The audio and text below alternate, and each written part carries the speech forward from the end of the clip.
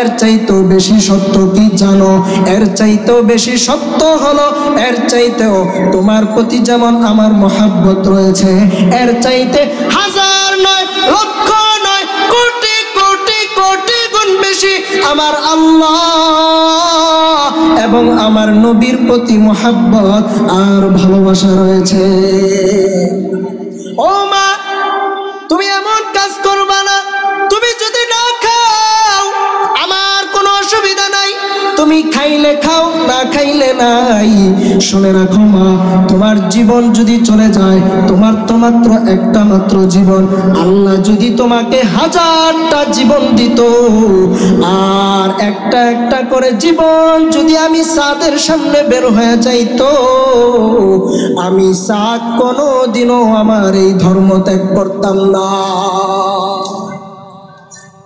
নবীজির সাহাবী আব্দুল্লাহ ইবনে হুযাফা রাদিয়াল্লাহু তাআলা আনহু, তারা ঈমানের মজা কেমন পেয়েছিলেন? নবীর সাহাবী আব্দুল্লাহ ইবনে হুযাফা হযরত ওমর ইবনে খাত্তাব রাদিয়াল্লাহু আনহু এর শাসনামল হযরত ওমর আব্দুল্লাহ ইবনে হুযাফাকে সহ রোম দেশের বিরুদ্ধে একটা যুদ্ধ দল পাঠাইলেন। রোমের বিরুদ্ধে একটা যুদ্ধ দল প্রেরণ করলেন। রোম সম্রাটের কানে সংবাদ যায়, সুবাতুহুম আলাল হাক্কি ওয়া জুরআতুহুম আলাল মাউত। মুসলমানরা নাকি পাহাড়ের মতো ঈমানের উপর অটল ভাবে দাঁড়ায় থাকে, মৃত্যুকে নাকি তারা কোনো পরোয়া করে না। মুসলমানদেরকে সে পরীক্ষা করতে চায়।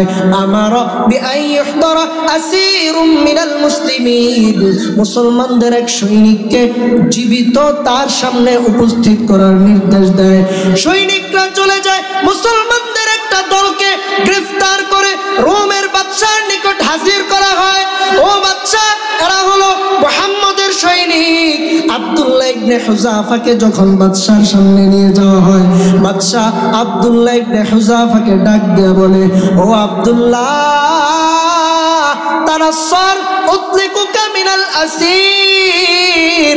আব্দুল্লাহ, তুমি খ্রিস্টান হয়ে যাও, আমি তোমাকে বন্দী দশা থেকে মুক্ত করে দিব। ওয়া আকরামতু মাসওয়াকা, রাষ্ট্রীয় মর্যাদায় তোমার বাড়ি ফেরার ব্যবস্থা করে দিব। আব্দুল্লাহ ইবনে হুযাফা বলে, অসম্ভব। বাদশা এবার দ্বিতীয় প্রস্তাব পেশ করে, আব্দুল্লাহ, তুমি খ্রিস্টান হয়ে যাও, আমি তোমাকে বড় বিচক্ষণ লোক মনে করছি, আমি তোমাকে একজন বুদ্ধিমান লোক মনে করছি। তুমি যদি আমার এই প্রস্তাব গ্রহণ করে নাও, যদি তুমি খ্রিস্টান হয়ে যাও, উতিকা নিসফা মুলকি ওয়া উশরিকুকা ফি হুকমি, আমি তোমাকে আমার রাজত্বের অর্ধেক প্রদান করে দিব এবং আমার যেই হুকুমত রয়েছে, আমার যেই বাদশাহী রয়েছে, এর মধ্যে আমি তোমাকে অংশীদার বানাবো। আব্দুল্লাহ ইবনে হুযাফা বাদশাকে ডাক দিয়ে বলে, কোন কোন রিওয়ায়াতের মধ্যে আসছে আব্দুল্লাহ ইবনে হুযাফা বাদশাকে বাদশা বলে ডাক দেয় না। হে রোমের কুকুর, তুমি কি মনে করেছো মুসলমানদের ঈমান এত সস্তা? তুমি কি ভাবছো মুসলমানদের ঈমান এত দুর্বল? তোমার এই বাদশাহীর মাধ্যমেই মুসলমান তোমার সামনে গলে যাবে? না না না, মুসলমানদের ঈমান এত সস্তা না। মুসলমান কোনো কিছুর বিনিময়ে তার ঈমান বিক্রি করতে পারে না। ঈমানের দাম এত সস্তা না। ঈমান তো একমাত্র আল্লাহ ছাড়া অন্য কেউ কিনতে পারে না। الحمد لمن قدر خيرا وخبالا، الحمد لمن قدر خيرا وخبالا، والشكر لمن صور حسنا وجمالا، والشكر لمن صور حسنا وجمالا، فرد صمد عن صفة الخلق بريء، فرد صمد عن صفة الخلق بريء، رب أزلي خلق الخلق كمالا، رب أزلي خلق الخلق كمالا، لا ضد ولا ند ولا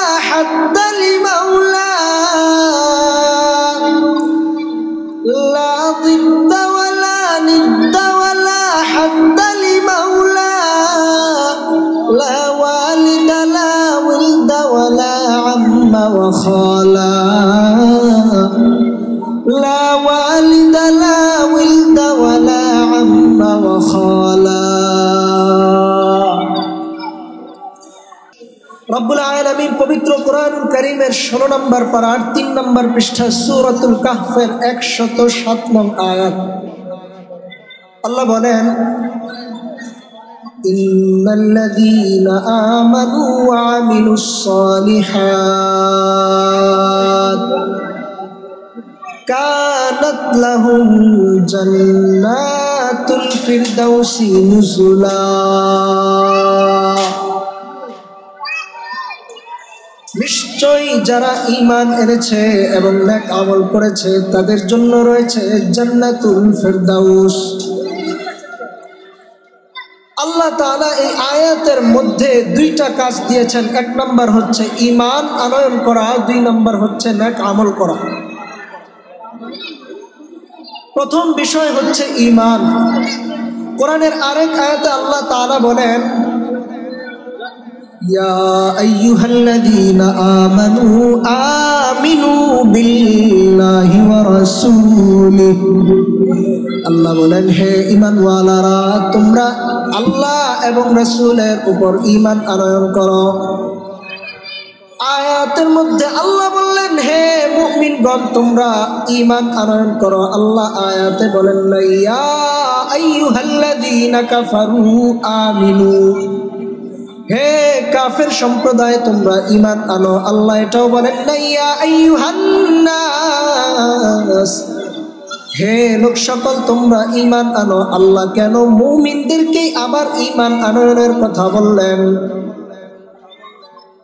মুফাসসিরিনে কেরাম আয়াতের ব্যাখ্যায় বলেন, ইয়া আইয়ুহাল্লাযীনা আমানু আমিনু আই ইত্তাকু, আমিনু আই ইত্তাকু অর্থাৎ তোমরা তাকওয়া অবলম্বন করো। হে মুমিনগণ, তোমরা তাকওয়া অবলম্বন করো। আবার কোন কোন মুফাসসির আয়াতের ব্যাখ্যায় বলেছেন, হে ঈমানওয়ালারা, হে মুখে মুখে ঈমান আনয়নকারীদের দল, তোমরা এবার অন্তর দ্বারাও ঈমানের সত্যায়ন করো। কোন মুসলমান যখন ঈমান আনয়ন করে, কোন ব্যক্তি যখন কালিমা পড়ে মুসলমান হয়, ইকরার বিল লিসানের মাধ্যমে ইসলাম গ্রহণ করে, কালিমা পাঠ করে মুসলমান হয়, এটা তার জন্য ইসলামের সীমান্তে প্রথম ধাপ। জমহুর উলামায়ে কেরাম, জমহুর মুহাদ্দিসিনে কেরাম বলেছেন, ঈমান হচ্ছে 3টা জিনিসের সমষ্টির নাম। 1 নম্বর ইকরার বিল লিসান, 2 নম্বর তাসদীক বিল জিনান, 3 নম্বর আমালু বিল আরকান। এই 3 জিনিসের সমষ্টির নাম হচ্ছে ঈমান। মুহাদ্দিসিনে কেরাম বলেন, এই 3 জিনিসের সমষ্টির নাম হচ্ছে ঈমান। কোন ব্যক্তি যখন ইকরার বিল লিসানের মাধ্যমে কালিমা পড়ে মুসলমান হয়, কোন ব্যক্তি যখন ইসলাম গ্রহণ করে, ইসলাম গ্রহণ করার পর এটা তার জন্য ইসলামের সীমান্তে, এটা তার কাজের সূচনা মাত্র। এরপর ওই ব্যক্তি যত আমল করবে, যত নেক আমল করবে, আমালে সালেহা যত বেশি সম্পাদন করবে, তার ঈমান তত বেশি মজবুত হবে, তার ঈমানের স্তর তত বেশি উপরে উঠবে।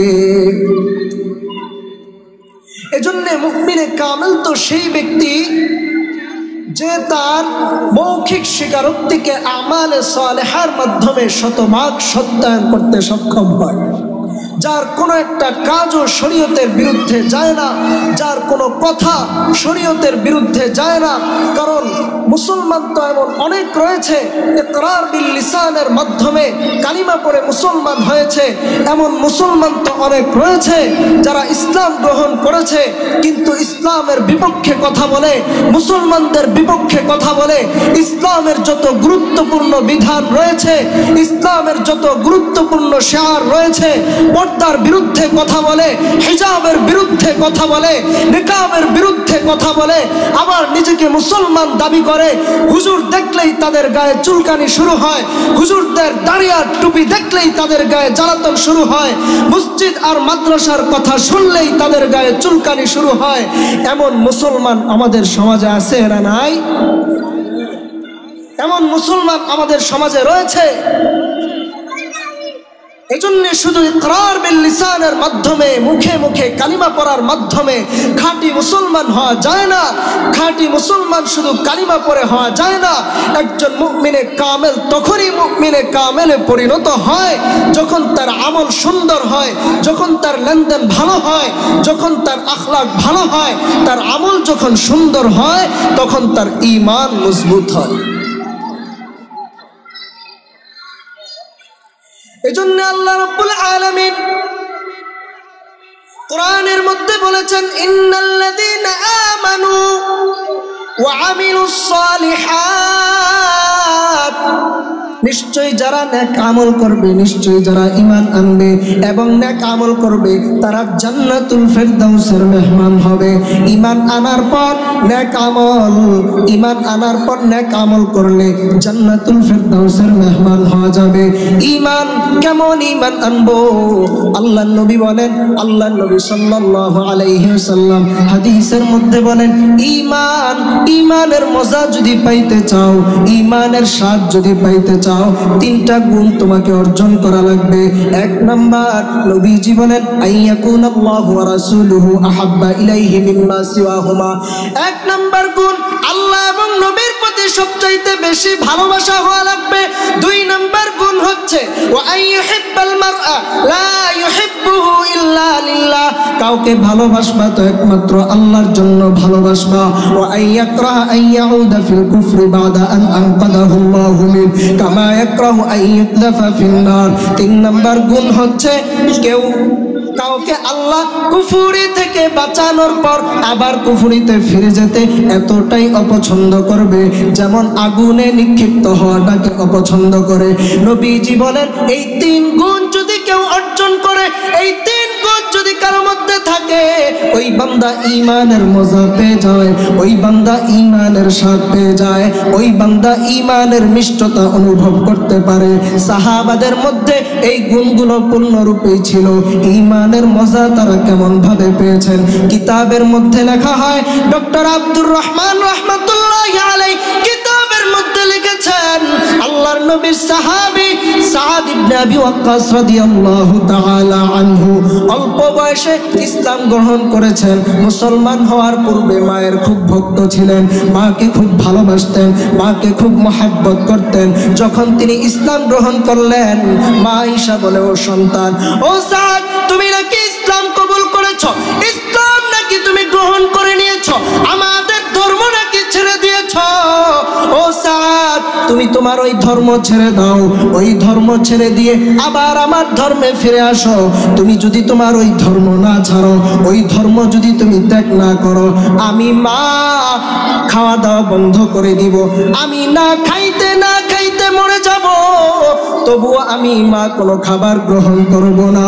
আমি যদি মরে যাই, এলাকার মানুষেরা তোমাকে মায়ের হত্যাকারী বলবে, তোমাকে মায়ের হত্যাকারী বলে বলে তারা তোমাকে তিরস্কার করবে, মানুষ তোমাকে ছি ছি করবে।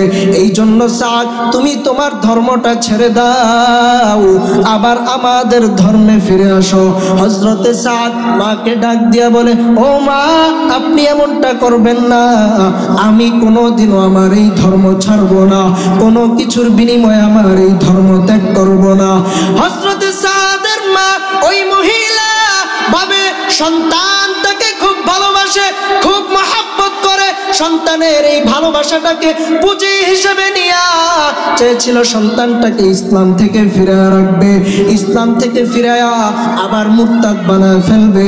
কিন্তু না না না, এই চেষ্টা সে ব্যর্থ হয়, এই চেষ্টায় সে পরিপূর্ণ ব্যর্থ হয়ে যায়। ওই মহিলা খাওয়া দাওয়া বন্ধ করে দেয়। তার শরীরটা যখন জীর্ণ শীর্ণ হয়ে যায়, দুর্বল হয়ে যায়, হযরতে সাদ মায়ের এই অবস্থা দেখা মায়ের কাছে আয়েশা বলে, ও মা, শোনো, আমি তোমাকে মহব্বত করি, তোমার প্রতি আমার ভালোবাসা রয়েছে, এটা সত্য, কিন্তু এর চাইতেও বেশি সত্য কি জানো? এর চাইতেও বেশি সত্য হলো, এর চাইতেও তোমার প্রতি যেমন আমার মহব্বত রয়েছে, এর চাইতে হাজার নয়, লক্ষ নয়, কোটি কোটি কোটি গুণ বেশি আমার আল্লাহ এবং আমার নবীর প্রতি মহব্বত আর ভালোবাসা রয়েছে। তুমি এমন কাজ করবা না, তুমি যদি না খাও আমার কোনো অসুবিধা নাই, তুমি খাইলে খাও না খাইলে নাই। শুনে রাখো মা, তোমার জীবন যদি চলে যায়, তোমার তো মাত্র একটা মাত্র জীবন, আল্লাহ যদি তোমাকে 1000টা জীবন দিত, আর একটা একটা করে জীবন যদি আমি সাদের সামনে বের হয়ে যাইতো, আমি সাদ কোনোদিনও আমার এই ধর্ম ত্যাগ করতাম না। নবীজির সাহাবী আব্দুল্লাহ ইবনে হুযাফা রাদিয়াল্লাহু তাআলা আনহু, তারা ঈমানের মজা কেমন পেয়েছিলেন? নবীর সাহাবী আব্দুল্লাহ ইবনে হুযাফা হযরত ওমর ইবনে খাত্তাব রাদিয়াল্লাহু আনহু এর শাসনামল হযরত ওমর আব্দুল্লাহ ইবনে হুযাফাকে সহ রোম দেশের বিরুদ্ধে একটা যুদ্ধ দল পাঠাইলেন। রোমের বিরুদ্ধে একটা যুদ্ধ দল প্রেরণ করলেন। রোম সম্রাটের কানে সংবাদ যায়, সুবাতুহুম আলাল হাক্কি ওয়া জুরআতুহুম আলাল মাউত, মুসলমানরা নাকি পাহাড়ের মতো ঈমানের উপর অটল ভাবে দাঁড়ায় থাকে, মৃত্যুকে নাকি তারা কোনো পরোয়া করে না। মুসলমানদেরকে সে পরীক্ষা করতে চায়। আমার বিআইয়ুহদারা আসীরুম মিনাল মুসলিমিন, মুসলমানদের এক সৈনিককে জীবিত তার সামনে উপস্থিত করার নির্দেশ দেয়। সৈনিকরা চলে যায়, মুসলমানদের একটা দলকে গ্রেফতার করে রোমের বাদশার নিকট হাজির করা হয়। ও বাদশা, এরা হলো মুহাম্মদের সৈনিক। আব্দুল্লাহ ইবনে হুযাফাকে যখন বাদশার সামনে নিয়ে যাওয়া হয়, বাদশা আব্দুল্লাহ ইবনে হুযাফাকে ডাক দিয়ে বলে, ও আব্দুল্লাহ, তানাসসার উতলিকুকা মিনাল আসীর, আব্দুল্লাহ তুমি খ্রিস্টান হয়ে যাও, আমি তোমাকে বন্দী দশা থেকে মুক্ত করে দিব। ওয়া আকরামতু মাসওয়াকা, রাষ্ট্রীয় মর্যাদায় তোমার বাড়ি ফেরার ব্যবস্থা করে দিব। আব্দুল্লাহ ইবনে হুযাফা বলে, অসম্ভব। বাদশা এবার দ্বিতীয় প্রস্তাব পেশ করে, আব্দুল্লাহ তুমি খ্রিস্টান হয়ে যাও, আমি তোমাকে বড় বিচক্ষণ লোক মনে করছি, আমি তোমাকে একজন বুদ্ধিমান লোক মনে করছি। তুমি যদি আমার এই প্রস্তাব গ্রহণ করে নাও, যদি তুমি খ্রিস্টান হয়ে যাও, উতিকা নিসফা মুলকি ওয়া উশরিকুকা ফি হুকমি, আমি তোমাকে আমার রাজত্বের অর্ধেক প্রদান করে দিব, এবং আমার যেই হুকুমত রয়েছে, আমার যেই বাদশাহী রয়েছে, এর মধ্যে আমি তোমাকে অংশীদার বানাবো। আব্দুল্লাহ ইবনে হুযাফা বাদশাকে ডাক দিয়ে বলে, কোন কোন riwayaতের মধ্যে আসছে আব্দুল্লাহ ইবনে হুযাফা বাদশাকে বাদশা বলে ডাক দেয় না। হে রোমের কুকুর, তুমি কি মনে করেছো মুসলমানদের ঈমান এত সস্তা? তুমি কি ভাবছো মুসলমানদের ঈমান এত দুর্বল? তোমার এই বাদশাহীর মাধ্যমেই মুসলমান তোমার সামনে গলে যাবে? না না না, মুসলমানদের ঈমান এত সস্তা না।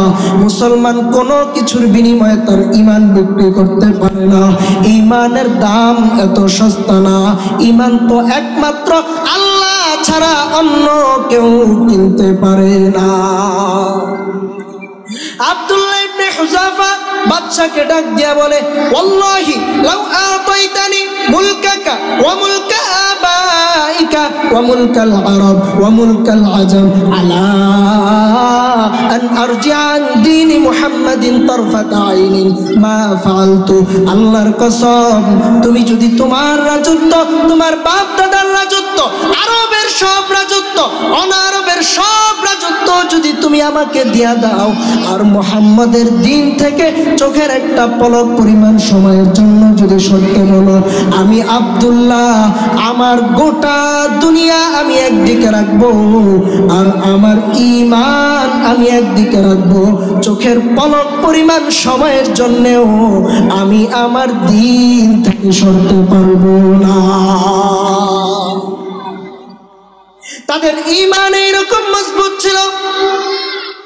খ্রিস্টান বাদশা অবাক হয়ে যায়, এত লোভনীয় প্রস্তাবের সামনে মুসলমান কি করে প্রত্যাখ্যান করে দেয়? এত লোভনীয় প্রস্তাব মুসলমান কি করে ছেড়ে দেয়? খ্রিস্টান বাদশা এবার নির্দেশ দেয়, তাকে জেলখানার মধ্যে ঢুকাও। জেলের মধ্যে নিয়ে যাওয়া হয়, খাবার নাই, পানি নাই, খাওয়া দাওয়া বন্ধ করে দেওয়া হয়। আব্দুল্লাহর প্রাণটা কয়েকদিন যাওয়ার পর আব্দুল্লাহর অবস্থা এমন হয়ে যায়, তার প্রাণ যায় যায় অবস্থা। সৈনিকরা বাদশাকে যায় জানায়, ও বাদশা, তাকে যদি খাবার না দেওয়া হয় হয়তো সে মারা যাবে, তার হয়তো মরণ হয়ে যাবে। বাদশা বলে, খাবার নিয়ে যাও, তবে হালাল খাবার নয়, মুসলমানদের নিকট হারাম খাবার, মদ আর শুকরের গোশত নিয়ে যাও। আব্দুল্লাহর নিকট যখন এই খাবার নিয়ে যাওয়া হয়, আব্দুল্লাহ ইবনে হুযাফা এই খাবার লাথি মেরে উড়িয়ে দেন এবং এই খাবার প্রত্যাখ্যান করে দেন। বাদশার আদেশে বিশাল বিশাল ডেক হাজির করা হয়, চুলার মধ্যে চড়ায় দেওয়া হয়, তার ডেকের মধ্যে তেল গরম করা হয়। ফুটন্ত তেলের মধ্যে মুসলমানদের মধ্য থেকে দুইজন বন্দীকে নিয়ে আসা হয়, একজনকে তেলের মধ্যে দেওয়া হয়, তার হাড্ডি আর গোশতগুলা ফ্রাই হয়ে তেলের উপর উঠে যায়। আব্দুল্লাহ, এখনো বলো খ্রিস্টান হইবা কিনা, এখনো সময় আছে। আব্দুল্লাহ ইবনে হুযাফা বলে, অসম্ভব। বাদশা বলে, আব্দুল্লাহ, তার দ্বিতীয় সঙ্গীটাকেও তেলের মধ্যে দিয়ে দাও। এবার একইভাবে তাকেও ডেগের মধ্যে দেওয়া হয়, তারও এইরকম ভাবে তার হাড্ডি আর গোশতগুলো ভাজা ভাজা হয়ে তেলের উপর উঠে যায়। একই রকম ভাবে এবার আব্দুল্লাহ যখন খ্রিস্টান হতে অস্বীকৃতি জানায়, এবার বলে, আব্দুল্লাহকেও ডেগের কাছে নিয়ে যাও। যখন তাকেও এই ডেগের দিকে নিয়ে যাওয়া হয়, আব্দুল্লাহ ইবনে হুযাফাকে বলা হয়, আব্দুল্লাহ, তুমি যদি খ্রিস্টান না হও এখন তোমার মরা লাগবে, এখন তোমার মৃত্যুবরণ করা লাগবে। আব্দুল্লাহ ইবনে হুযাফা বলে, সমস্যা নাই। ডেগের দিকে নিয়ে যাওয়া হয়, তার চোখ দিয়ে বেয়ে বেয়ে অশ্রু ঝরে। খ্রিস্টান বাদশা এবার ডাক দিয়া বলে, আব্দুল্লাহ, আমি বুঝতে পারলাম তুমি বোধহয় এখন খ্রিস্টান হইতে চাও। বলে, বাদশা, আপনি এটা কিভাবে বুঝলেন? বলে, তাহলে কেন কান্না করলা? আব্দুল্লাহ ইবনে হুযাফা বলে, ও বাদশা, আমি কেন কেঁদেছি আপনি কি জানেন? আমি এই কারণে কেঁদেছি, আমি আমার মালিকের কাছে এই আফসোস আর আকাঙ্ক্ষা করতে লাগলাম, ও আল্লাহ, তুমি আমাকে একটা মাত্র জীবন দিয়েছ। তুমি যদি আমাকে আমার শরীরের দেহের পশম পরিমাণ জীবন দান করতা, আর প্রতিটা জীবন যদি একমাত্র তোমার জন্য আমি তোমার রাস্তায় এইভাবে বিলীন করে দিতে পারতাম, এই আফসোস আর আকাঙ্ক্ষায় আমি আমার রবের দরবারে কাঁদতে লাগলাম। খ্রিস্টান বাদশা কায়সার আব্দুল্লাহ ইবনে হুযাফার ব্যাপারে নিরাশ হয়ে যায়, তাকে কোনোভাবেই খ্রিস্টান বানানো যাবে না। এবার বাদশা সিদ্ধান্ত নেয়, বলে, আব্দুল্লাহ, তুমি আমার কপালে একটা চুমা দাও, আমি তোমাকে ছেড়ে দিব। আব্দুল্লাহ ইবনে হুযাফা বলে, চুমা দিতে আমি রাজি আছি, তবে শর্ত হলো আমার সাথের সকল মুসলমান বন্দীদেরকে মুক্ত করে দেওয়া লাগবে। এই শর্তে যদি তুমি রাজি হও তাহলেই আমি তোমাকে চুমা দিব, তাজিমি চুমা। বাদশা বলে, ঠিক আছে, আমি রাজি, তোমার সকল বন্দীদেরকে, তোমার সাথীদেরকে মুক্ত করে দেওয়া হবে। আব্দুল্লাহ চুমা দিয়া সকল মুসলিম বন্দীদেরকে নিয়ে ওমর ইবনুল খাত্তাব রাদিয়াল্লাহু তাআলা আনহুর কাছে চলে যান। খলিফাতুল মুসলিমিন ওমর ফারুক রাদিয়াল্লাহু তাআলা আনহু মিম্বরে দাঁড়ায় একটা খুতবা দিলেন আর বললেন, আজকে আব্দুল্লাহ ইবনে হুযাফা এমন একটা কাজ করছে, আমি ওমরের দিলটাই একবারে শান্ত করে দিয়েছে। আব্দুল্লাহ ইবনে হুযাফা বাদশার কপালে চুমা দিয়া হাজার হাজার মুসলমান বন্দীদেরকে মুক্ত করে নিয়ে আসছে। আজকে তোমরা এক কাজ করবা, তোমরা সবাই আব্দুল্লাহর কপালে একটা করে চুমা দিবা। আমি ওমর সর্বপ্রথম এই কাজের সূচনা করে দিলাম। সাহাবাদের ঈমান এইরকম মজবুত ছিল। কেন? কারণ তাদের আমল ছিল, তাদের আমল ভালো ছিল, তাদের লেনদেন ভালো ছিল, তাদের আখলাক ভালো ছিল, এই কারণে তাদের ঈমান মজবুত ছিল। যখন তাদের আমল ভালো ছিল, তাদের ঈমান, তাদের আখলাক ভালো থাকার কারণে, তাদের নেক আমল থাকার কারণে তাদের ঈমান এইরকম মজবুত হয়েছে, তাদের ঈমানের সামনে যত বড় বড় প্রতাপশালী বাদশারা পর্যন্ত হাঁটতে বাধ্য হয়েছে। তাদের আমল ছিল, তারা নবীর আদর্শ অনুযায়ী চলতেন। এই জন্য নবীর সুন্নাহ অনুযায়ী চলা, আল্লাহ বললেন ইন্নাল্লাযীনা আমানু ওয়া আমিলুস সালিহাতি কানাত লাহুম জান্নাতুল ফিরদাউসি নুজুলা। এক নম্বরে ঈমান আনবা, দুই নম্বরে নেক আমল করবা। এই দুই কাজ যদি করতে পারো, আল্লাহ বলেন তোমাকে আল্লাহ জান্নাতুল ফিরদাউসের মেহমান বানায় দিবে। ঈমান আনার পর নেক আমল করা, নেক আমলের মধ্যে ইসলাম গ্রহণ করার পর সর্বপ্রথম ফরজ বিধানগুলা যথাযথভাবে আদায় করা, এরপর নবীর সুন্নাহ অনুযায়ী চলা। আমি বেশি আমল করতে পারি না, ফরজ ইবাদতগুলা করার পর আমার সময় হয় না, কিন্তু যদি নবীর সুন্নাহ অনুযায়ী চলি, আমি যদি নবীর সুন্নাহ অনুযায়ী চলতে পারি, নবীর সুন্নাহ অনুযায়ী যদি আমার জীবনটাকে সাজাতে পারি, তবে আমার দৈনন্দিন জীবনের কাজগুলাকেও আল্লাহ তাআলা ইবাদতে পরিণত করে দেবেন।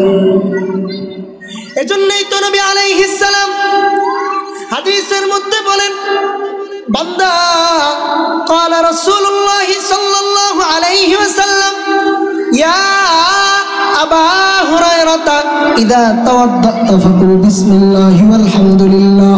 ও আবু হুরায়রা, তুমি যখন ওযু করবা তখন বলো বিসমিল্লাহি ওয়ালহামদুলিল্লাহ। তুমি তো ওযু করবাই, সাথে যদি এইটুকু বলে, এইটুকু দোয়া যদি তুমি যুক্ত করে নাও, নবীজি হাদিসের মধ্যে বলেন যতক্ষণ পর্যন্ত তোমার এই ওযু থাকবে, যতক্ষণ পর্যন্ত তুমি পবিত্রতার হালতে থাকবা, নবীর হাদিস বলে ততক্ষণ পর্যন্ত তোমার আমলনামায় আল্লাহ তাআলার পক্ষ থেকে ফেরেশতাদের মাধ্যমে নেকি লেখা হতে থাকবে। এজন্য মুসলমান যখন ঘুমাইতে যাবে নবীর সুন্নত মেনে ঘুমাইতে যাবে, মুসলমান যখন খাবে নবীর সুন্নাহ অনুযায়ী খাবে, মুসলমান যখন হাঁটবে নবীর সুন্নাহ অনুযায়ী হাঁটবে। কি হবে? সবগুলাকে আল্লাহ তাআলা ইবাদতে পরিণত করে দেবেন। বান্দা যখন ঘুমাইতে যায় নবীর সুন্নাহ অনুযায়ী ওযু করে ঘুমায়, জিকির করতে করতে ঘুমায়, নবীর হাদিস বলে ওই বান্দা সারা রাত্র ঘুমায় থাকলো, সারা রাত্র কোনো নফল ইবাদত করলো না, নামাজ পড়লো না, কোরআন পড়লো না, তাসবিহ তাহলিল পড়লো না, কিছুই করলো না, কিন্তু নবীর সুন্নাহ অনুযায়ী ঘুমানোর কারণে নবীর হাদিস বলে সারা রাত্র সে ঘুমায় থাকলো, কিন্তু আল্লাহ তাআলা ওই বান্দার আমলনামায় সারা রাত্র দাঁড়ায় দাঁড়ায় নফল নামাজ পড়লে যেই পরিমাণ নেকি পাওয়া যাইতো, ওই পরিমাণ নেকির মালিক আল্লাহ তাকে বানিয়ে দেন। এইভাবে বান্দা যখন খাইতে যায়, খাওয়ার সময় খাওয়ার সুন্নাহগুলো যখন পালন করে, নবীর হাদিস বলে খাওয়ার পর যখন দোয়া পাঠ করে, আল্লাহ তাআলা ওই বান্দার পিছনের সব গুনাহগুলো আল্লাহ তাআলা মাফ করে দেন। এই জন্য মুসলমান সর্বক্ষেত্রে নবীর সুন্নাহ অনুযায়ী চলবা, নবীর সুন্নাহ অনুসরণ করে চলবা, তাহলে তোমার ঈমানকে মজবুত করার জন্য এটাই হচ্ছে সবচাইতে কার্যকর উপায়।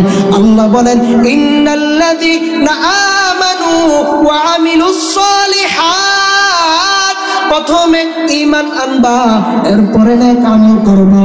নেক আমলের মাধ্যমে নবীর সুন্নাহ অনুযায়ী আমলের মাধ্যমে ঈমানকে যদি মজবুত করা যায়, কোনো বেঈমান তোমার সামনে চোখ তুলে তাকাবার দুঃসাহস করবে না।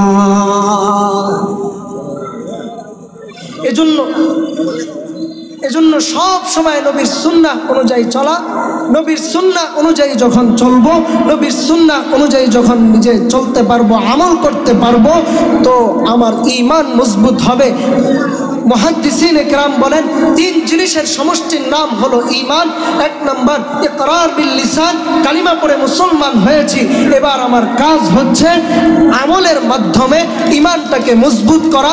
যদি আমার ঈমানটাকে মজবুত করতে পারি আমলের মাধ্যমে, ইনশাআল্লাহ আল্লাহ তাআলার ওয়াদা অনুযায়ী জান্নাতুল ফিরদাউসের মেহমান আল্লাহ তাআলা বানাই দিবেন। আল্লাহ তাআলা এই স্বল্প সময়ে যতক্ষণ আলোচনা হলো আল্লাহ তাআলা আমাদেরকে এর থেকে উপকৃত হওয়ার তৌফিক দান করেন। আমিন। ওয়া আখিরু দাওয়ানা আলহামদুলিল্লাহি রাব্বিল আলামিন। আসসালামু আলাইকুম ওয়া রাহমাতুল্লাহি ওয়া বারাকাতুহু। ঢাকা মাহফিল, সুস্থ সমাজ গড়ার বিপ্লবী চেতনায়।